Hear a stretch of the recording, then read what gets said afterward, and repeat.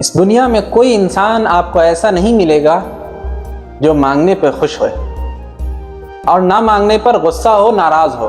آپ کو کوئی انسان ایسا نہیں ملے گا، کتنا بڑا مالدار کیوں نہ ہو، کروڑوں اربوں اور خربوں کا بھی وہ مالک ہو، لیکن اگر کوئی اس کے سامنے مانگتا ہے، ہاتھ پھیلاتا ہے تو وہ ناراض ہوتا ہے اور وہ سوچتا ہے یہ کیوں آ گیا، اسے تھوڑا کچھ دینا پڑے گا، یا بسا اوقات ڈانٹ ڈپٹ کے بھگا بھی دیتا ہے، ناراضگی کا اظہار کرتا ہے۔